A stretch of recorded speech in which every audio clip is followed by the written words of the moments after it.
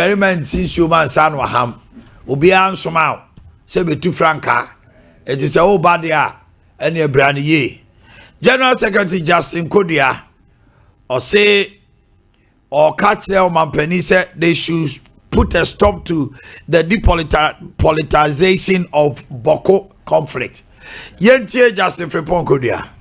Omo pese omudi party nani presidential candidate. Mefanto Ghana phone na ni NPP phone na nim se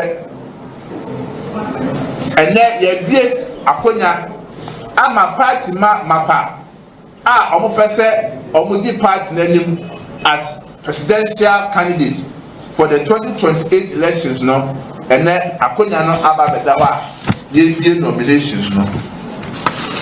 Now, and that 29 July, the day nominations will be 28th August, Thursday, 2025. You will close the nominations now. Who you are the party can say, Opia, Opesa, Utu Franca, and my party no. The Brazil friend nomination forms no, Opesa Begibia.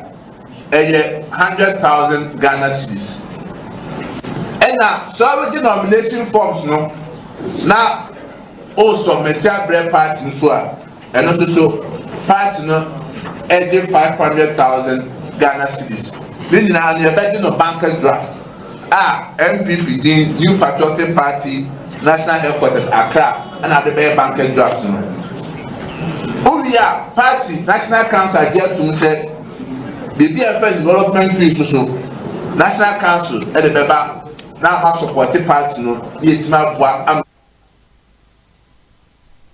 and to say an party opposition omuniska enti party nimpuntuo no National Council koye meeting normal sade about development fee and also omusi dan yo so omusi CDA yo NPP for be kire the yewra kodua esa kan say Boko conflict no. What's less or moon depoliticizing no? As a politicization out of Swama and no cracker who be Nama and Tokani to Indiana. Yente Justin from Pogodia. Happening in the northern part of our country that is affecting our farmers. We sympathize with our farmers. We know they are going through challenging times because of the drought. And indeed, it's going to affect the farming season. We are calling on the government, His Excellency John Dramani Mahama and the NDC government to give special attention to our farmers who are going through these difficult moments, and for the government to also come out with a package that will also cushion them. The issue of Boko crisis is something that is very worrying. Something that we, the New Patriotic Party, is very extremely concerned about. Human lives are being lost each and every day. Innocent students are being murdered each and every day. Innocent citizens are also losing their lives each and every day. All not because of their own choice, but because of where they find themselves in, and also because of the particular tribe that they belong to. Indeed,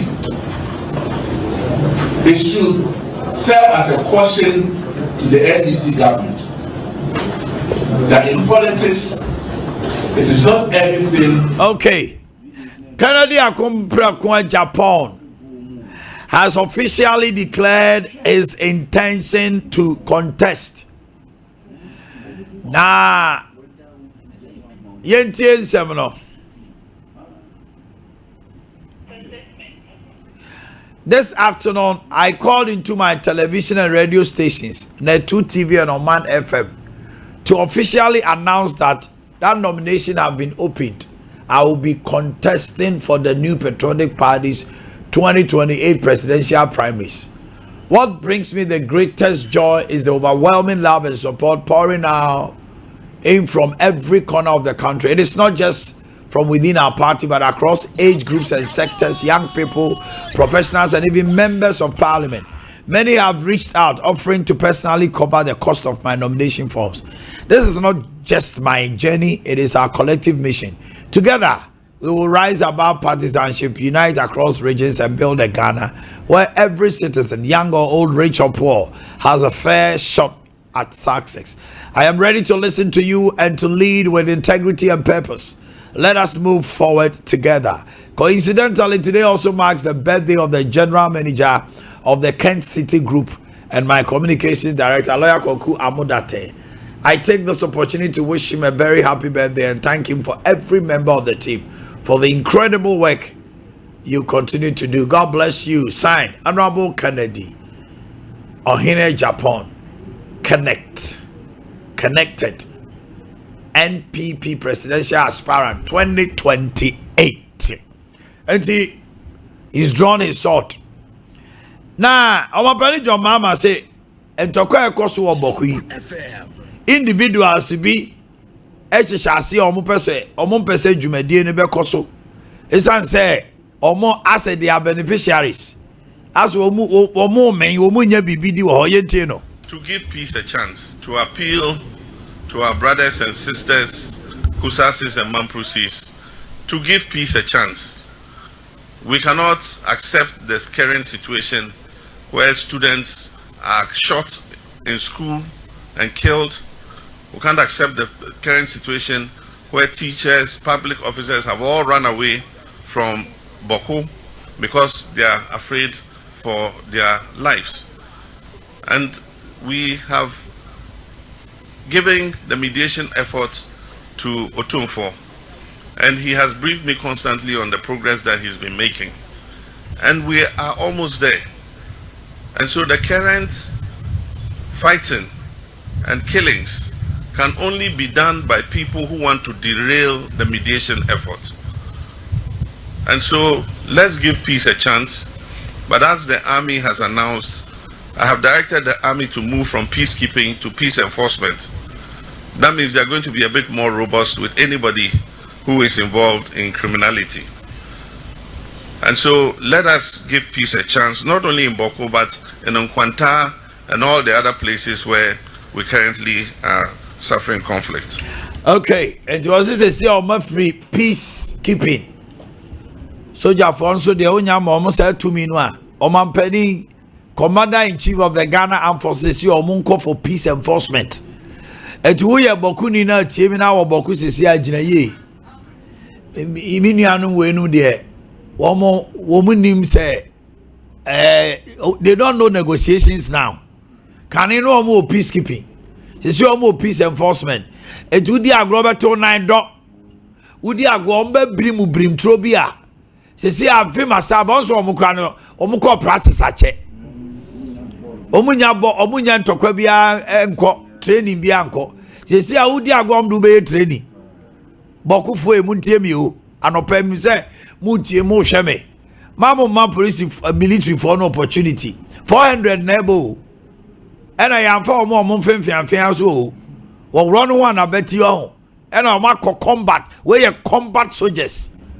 Boa, would you go so be born you to disarm you? And Jimmy Slamwa, and Koyam Masem, Koyam Masem, Koyam Masema, you son ye ye boom. Meti Boku Kasa kam Kasatre Manope. Yeboah Kotra Bokunya 1 2 3. The only man is the chia be at Tangaran Bakubi. And I know Kabakubi, good morning. And no quan or the rain of Fiao. Otidagumba Baby, oh, son of pay. Asante won't come until you didn't know. Madame for 4 p.m. Good morning, Dagoba, good morning, I say. Oh, Belona. I got a Decibel was a name. To my beer. It's better than our kind of thing. No, I like between me because Madame from the Casman found to me. Yeah, Asante ba. Oka mekai. Oka bi ha. Awurade Yakobo. Kaya Ghana. 400. Let's continue. 400 Ghana Armed Forces officers deployed to Boko and Anamoshe Womono. They are in high spirit. The minority in parliament has criticized the government for failing to fund flagship projects and social interventions in the 2025 budget. Almost say Sika, flagship programs. There was a go to one amono. Sika ni ho. And I quite to say, you know, why they can say, I mean, and flagship projects and the media budget presented by during the debate on the main 2025 budget. I expressed my disappointment at the inadequate provisions made to fund the government priority projects, what they call their flagship projects.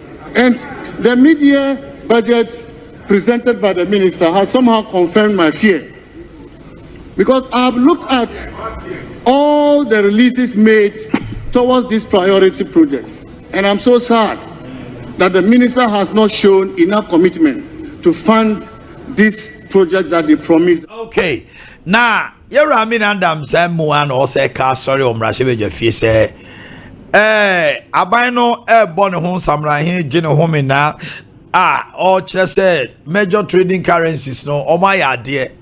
Then so they are all remaining on paper. Foreign exchange market under this administration are deeply troubling. We are witnessing, the minister indicated that, and we all heard it. He said, "Sidinu apiki." That's what he said, isn't it? The developments in the foreign exchange market under this administration are deeply troubling. We are witnessing persistent arbitrage between the interbank market and the forex bureau, alongside a growing scarcity of foreign exchange. Perhaps the minister should know that, yes, Sidinu apiki, but Abochi get the dollar. As I say Sidinu apiki, as Abochi no dollar. No. Now, Dr. Gideon Boako, former technical advisor on finance to the former vice president and the former flag bearer of the New Patriotic Party, Dr. Mahmoud Boamah, say, it never happened in the history of the 8 years of the New Patriotic Party, say, dollar could do 17. And so NPP, NDC for Kasa, and a dollar, a cost 17. To $1. There has been a reverse of the cedi depreciation to the 2022 level. And here he mentions the fact that they inherited a cedi to dollar rate of 17 cedis to $1, and they have brought it down to 10.4 cedis to the dollar. Ladies and gentlemen, this is a plain lie. There has never been any record by the Bank of Ghana during the last 8 years of the previous NPP government whereby $1 was sold at the interbank market for 17 cedis. It never happened. You can pull the historical data at Bank of Ghana and you will never see this happening anywhere. In any case, if you look at the data put out by the finance minister, he computes or talks about the rate of appreciation in paragraph 43 VII, and he states, and I quote, as at the end of June 2025, the cedi appreciated by 42.6% against the dollar, unquote. This is the rate of appreciation the minister talks about. I want you all to do a simple mathematics. From 17 to 10.4, you do the exchange rate computation, 10.4 minus 17 divided by 10.4. If indeed they met the cedi to dollar rate in January 2025 at 17, the appreciation would have been around 60 something percent. Okay. Asante Akwaba. Yawa Akwaba. And some idea to the Asante Mamisha say free war. Yeboah home Boko conference. Yen shall say free NPP nomination. Yeah, on my house and best at it. Tell me here one woman because media me worry is the pricing. 100,000 for the filing fee and 500,000 for nomination. Me patch on my main come as a mission. Me mamin come as 2. Who years was development here? Development fee now party dey tumpo. Mr. On my democracy na here. Democracy. The major issue is about ideas. I been toa. Yeah, Yeboah. Me buy about me so by many. And one NPP for ya obi wo kwana or me may have a vision. But because one team meet this, they say echo BS 1 million because they say where they are who's 100,000. Say 6 billion. 6 billion. And development fee undisclosed. Development fee on my argument in here. And this is for no my presidential no crowd submit to 300,000 as of that time now mama muyebi. And then electoral commission. Woke up file electoral commission. What trouble so I say you say MP say 10,000 presidential 50,000. National. Maybe. On my we should be concerned about how MPP will run their primaries because he is going to administer programs to the interest of the masses. And yes, democracy for sale. Say wow, the highest bidder, and I say wow, wosika na because where the nchemu we are moko campaign cry across nina ekun delegates and nyina iska. So definitely say they say we need bear say me na minje me we need bear 5 billion. If been doing the campaign cry it won't be easy. Is that how the democracy should be? So what would be your suggestion? Me say pegi sikano wahi. On say sikano enti mean free aspirants ne say omun ko an emfa sikano mra. On say maybe before they dey by say sebusun bia obi antua say one CDB ni ade. But national party won po won so madwene ankoso. This time it is time say sanya no on be start because MPC aspirants need be free MPs ni mu na eba. Apart from the Dr. Boamah Ken, Dr. Duchum ne honorable Brian Champon ne Omannhene MPs. Meanwhile, Omannhene say party. Omukuta party at every given point bia. Omannhene resource party no. So Asante me say. Enti me point ni say sika no there. Kaka chase. Sika sen and ka officer. Omuji anka. Presidential no. 500,000 there. Minimum there sen ka omuji 200,000 filing fee nanka me pay. Enye be 200,000. Nanka over perform cry na 50,000. 250 cry should be enough. But 6 billion. Enye saketu o man so uni sika wo de be yes anyway it put you off. It's democracy all about money. So uni sika and one that is end of life. Asante, but one thing is this. When you even look at American elections, it is expected say onipa party be you know. He should be somebody who is resourceful, not in terms of so scandal, but he can organize and fund the party through fundraising. Obama strategically pay $1 for Obama's campaign.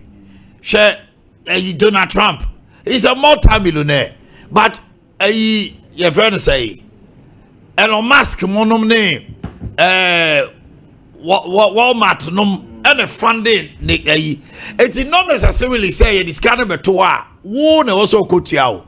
You should be somebody who is able to connect to people. Your businessmen be honma a basaya they officially and I say quietly they support your campaign. Ghana Hanomo political funding party funding baby illegal. Yeah, can't want them because you should say nipa no ties kakese bia aban ne ba power na afei ene ba control. But Asante abrochire Elon Musk Walmart no ne pedifo no America wo mo anka say Elon Musk ties ka way to support funding into ayem from so there be na Elon Musk the person me say Asante if you are not able to organize and raise funds for your campaign you have no business going to be a flag bearer. Na ye democracy your mind. Tekunu simple be to ama ban obi akopetu mi bia no.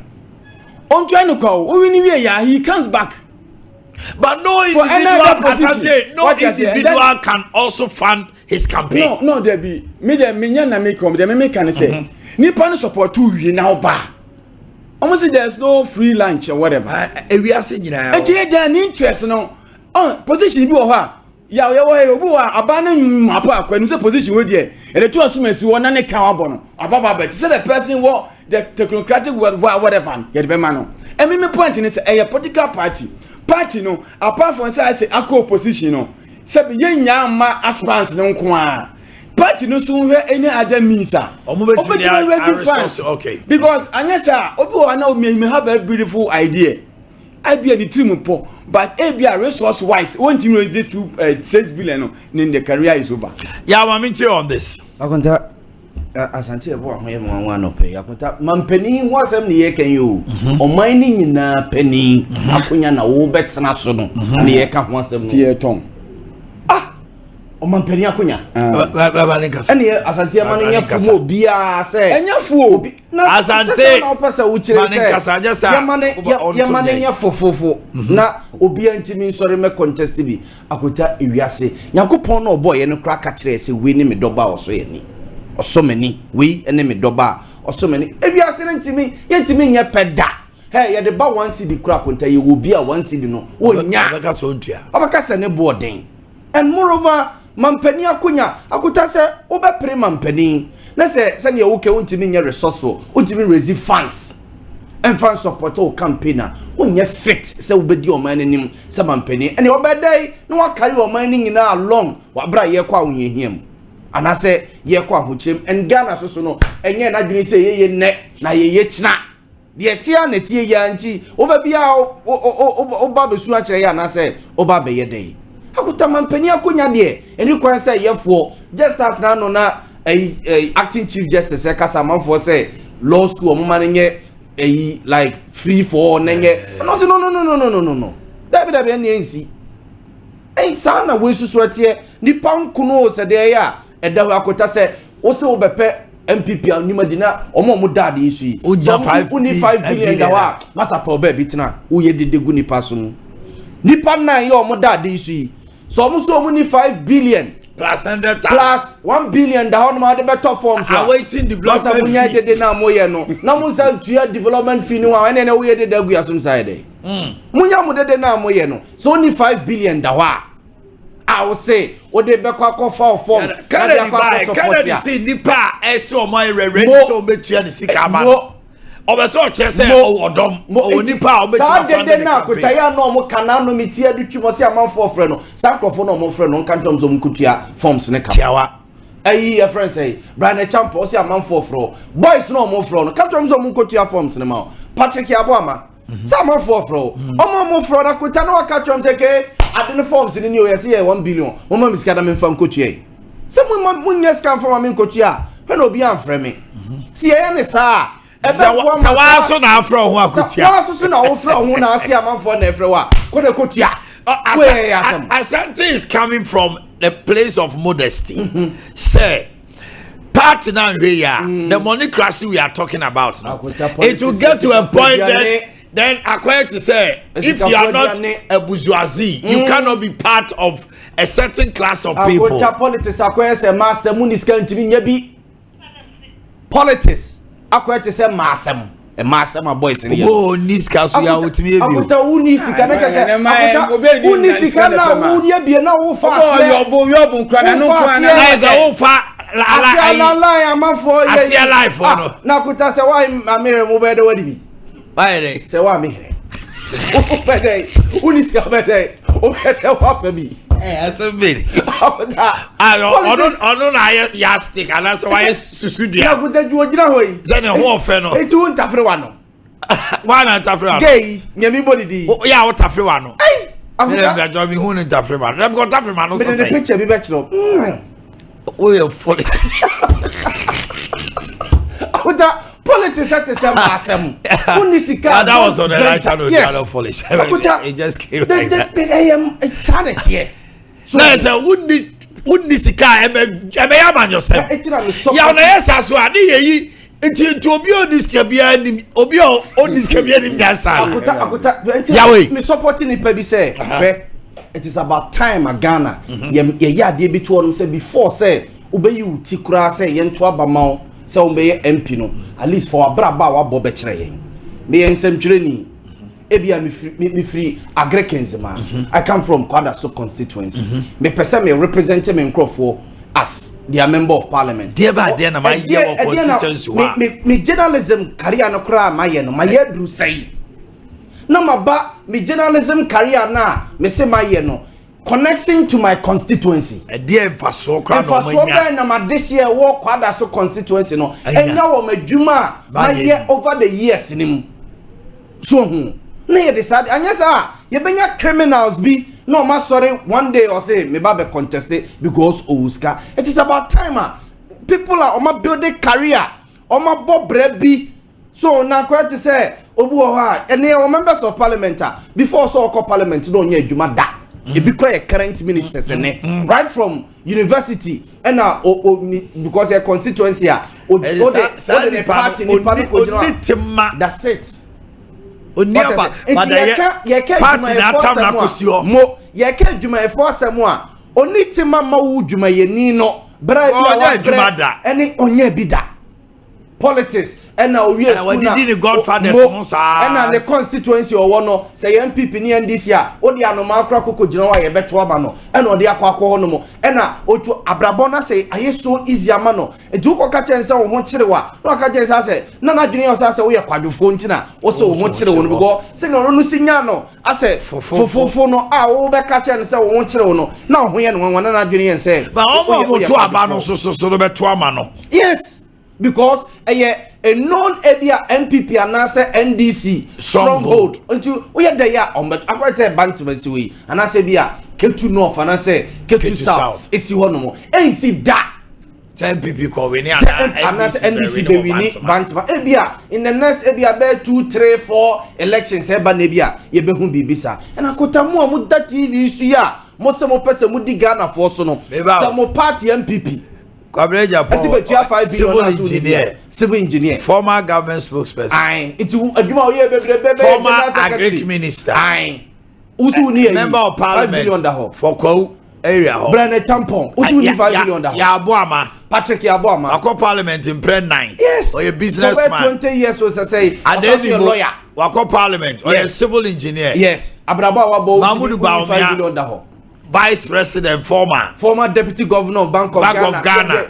Dr. Bamioni $5 billion. Wache Jakun, businessman, former energy minister. Yes. Canadian Japan, a businessman, former MP. Yes. Former board chair. Is it Ghana Gas. Ghana Gas. Former deputy minister, former minister education.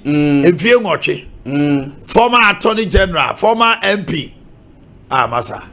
Asante who needs Eska we have people didn't free so 5 billion yaw and Ghana 500,000 who should be president would be here Asante get out outside the house get out say omunyina o de say aboma de akatre berem say nipa na brabo ne say no de o ka say eno no nya criteria party ni hwe and in the case party kwa presidential aspirants behind you vet wait they are going for vetting. They are going to vet them. They are going for vetting. Party no criteria now they vetting. Party no criteria now they vetting or they vet we are. Oh we need Ghana mampanyin no Ghana as an institution no. They don't vet. Your vetting is election. And criteria now party no use you no. Yeah whether Ghanaians support Asante. Ghana presidential candidate omo vetting in election. You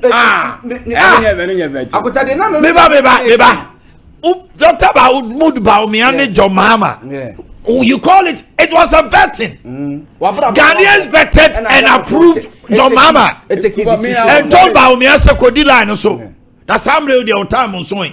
So maybe it's Ghana for a vetting. When we go to elections, it is something that is called a vote of confidence or no confidence. Vetting is different from Asante. They say elect vetting no. A party no call no. And when you follow share criteria, be say Susudia we a party bar. You are of good standing. Well, you I know but Ghana yeah vetting. Yeah koto swaba. Ghana for vet yeah no. Yeah say yeah juma na you untum free oko. No. NPP so yon fa bibia nto nche se nipa mako na yom the TV so bi afa form a Jack microphone no manye sika wo. Now that's what mo say kwadua mo ho de agro no mo. Why calculation bi dia mama sisi he say 6 billion. 6 billion by 9. You say 54 billion. Aye. Kukwa calculation na omaye no. And 54 billion yawe 5.4 billion Ghana cedis NPP. We iska. Ne say uya sa fa 10 billion bra ne mfanye development of the party. Obia 10 billion. Nakuta and the omo de sade about the 1 million Ghana cedis. Ya na 1 million Ghana cedis abeka 6 billion no. That's how Asante did. Na party no ko. Yeah no dey be. No cruise about here say. What my for your mother TV so. Obi enu no more de Land Cruiser ba ko na beto Ghana. So okosia delegates na. One kokra no. O de Land Cruiser mienu miensa 9 yawe. Na wo ji sika ni nyina wi opa de na enko campaign. E de no enko campaign. Ayi ballot na ye ko print no. Sabi yes can ye de koye. Yeah the sister e ja yes we mu no. 10 billion no. Almost charge 10 billion. Nipa no mebo apart from 6 billion. And that's for 4 billion make am. Utia 6 now for 4 billion count. 10. 1 million Ghana cedis. Minya bi amedi ti ko me ho. Ubeden. Senye Sesiko we bode. Udum say nyame to say ya shebe. Nyame na de mo fe make nyame aso na tia. Se me tia ti. Dale to do udi say ya be ya. Ebrade ya. Jami ni kana no pense. Hwe. So my party ba. E fa manie we na. Asante has written say Matia sim. Say me president. Ya tisim. Maba. Let's na wa go CD. Me. Na me do go ni bia nye. Ya me oba dia. We medwere ho. Ya me say. So my party ba no president. My party ba no ya. My party ba no fa manie we nyina mu wie. No be flag bearer. Na ma me go say. Why the catch say the who kai wono e amane ma no. E amane ma no. Who na amane o. Akotawe ye chesi si enti. Adenimo flag bearer no be di. Adenimo. Flag bearer. Adenimo. Akota. Adenimo. Akotawe papa ni Adenimo aka baka chesi won kofa. Okofa 6 billion kofa form. Masa. One eh. We say papa. Ati Jogate. Jogate say papa ni Jogate ka na papa no. Enyo papa. Nemfa. Conditional state. Akota MPK. Enyo papa no. MPK. Jogate ni Orlando. Enyo papa. Papa ja pokra akota. Me papa na. Me bra pedi me. Obi ka be pedi ka play. Jawaye. Papa be dey nyeska. Hello. It's time for the what just work out. What's the party be there we Jessica? They okay there. What's the party you mabono? Party this gas. Akota swate. It's time for tip off. Also you are enjoying the debate. You be free so. What you are here boss party be there no man Jessica. It is so mu a. Eh money.